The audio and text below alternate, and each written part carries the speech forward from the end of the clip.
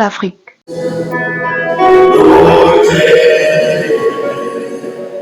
À la une ce soir, le décès du révérend Baruti Kasongo.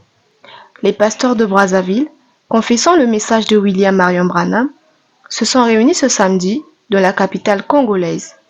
Ils appellent à plus d'unité dans la tragédie qui a frappé le monde chrétien dans la disparition surprise de celui qu'on appelait l'apôtre de l'amour. Décédé samedi 1er juin à Montréal au Canada, à l'âge de 77 ans. Des suites d'un malaise, selon des sources de son église, avant que plusieurs médias ne relaient l'information. À la tombée de la nouvelle, de nombreux pasteurs ont sobrement présenté leurs condoléances avec beaucoup de chaleur à travers des vidéos postées sur les réseaux sociaux.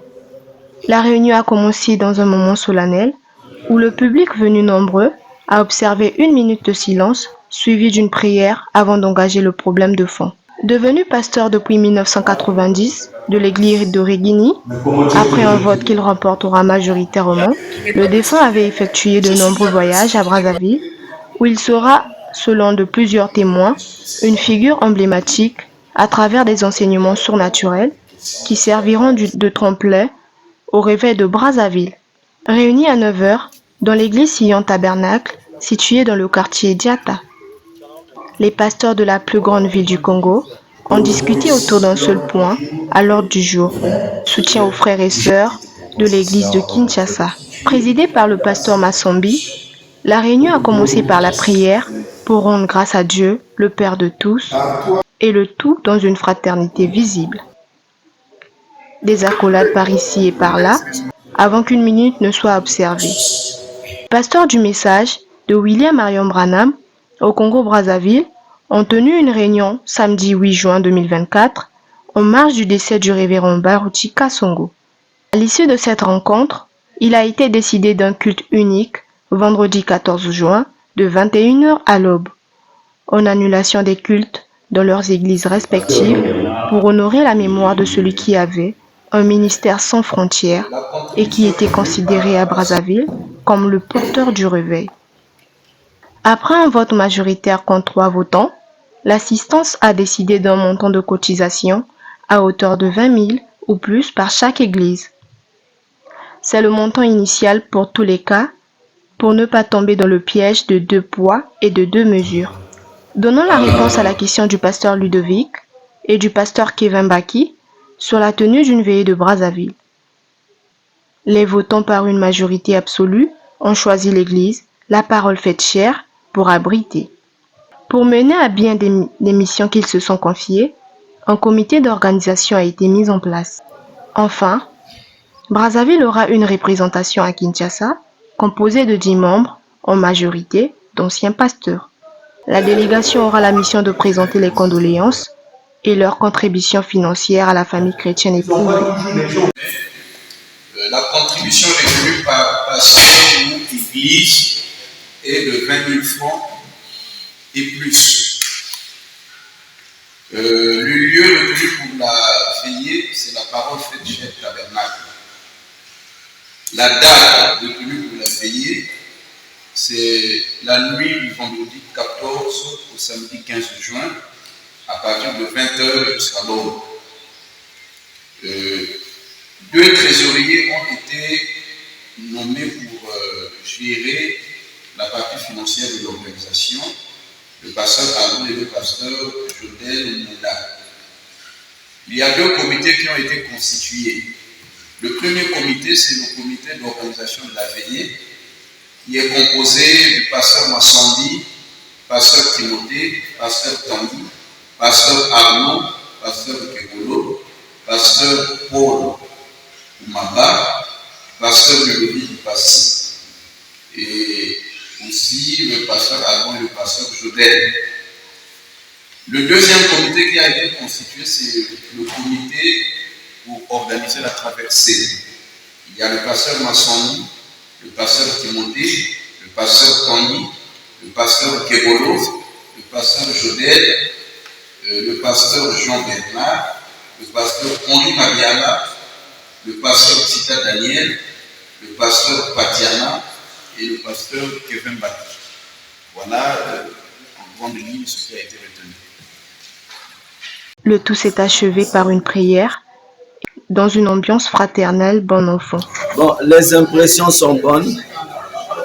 Cette réunion que nous avons tenue en mémoire du pasteur Révérend Barouti pour trouver les solutions, la délégation et comment organiser la vie. Donc, la meilleure des choses pour ceux qui ne vont pas se déplacer, nous avons retenu qu'il y aura une veillée mortuaire en mémoire du pasteur Barouti.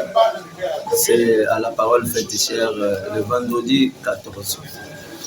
Vraiment, le mot me manquerait s'il faut témoigner du révérend pasteur Barouti.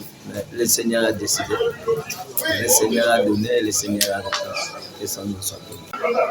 Nous étions là en réunion pour honorer notre papa ancien qui est parti. En sa mémoire, on a tenu une réunion. Ça s'est bien passé. Il fallait qu'on le fasse au moins. Lui, c'est l'icône du message. Et vous remarquerez que dans le mot du message, Barouti a vulgarisé, on peut dire. Donc, c'est quelqu'un qui reste dans les annales de ce message. Vraiment, que le Seigneur nous soutienne. C'est ça. Merci beaucoup. Je salue tous ceux qui vont certainement voir cette vidéo. Que Dieu bénisse richement le pasteur Massambi pour avoir accepté que la réunion se passe chez lui. Nous nous sommes réunis, les pasteurs de Brazzaville, pour ne pas dire du Congo, pour essayer de parler un peu sur les funérailles de notre doyen Barouti qui est mort. Alors nous avons pensé qu'il fallait que nous organisions une veillée ici, spéciale, et voir comment est-ce que nous allons traverser le jour de funérailles, le jour que le corps va arriver. Et ça s'est vraiment très bien passé, et vraiment tout le monde est tombé d'accord, et on a senti que c'était le Saint-Esprit qui est là. Vraiment, nous disons merci beaucoup à Dieu qui nous a assistés, et nous disons encore et encore nos condoléances les plus attristées à la famille éprouvée de Riguini et la famille. Merci beaucoup. Ouais, que le Seigneur vous bénisse. Merci beaucoup. Les impressions que Brazzaville est en train de mourir quelque chose du monde qui étaient ensemble avec ce pasteur qui vient de nous quitter.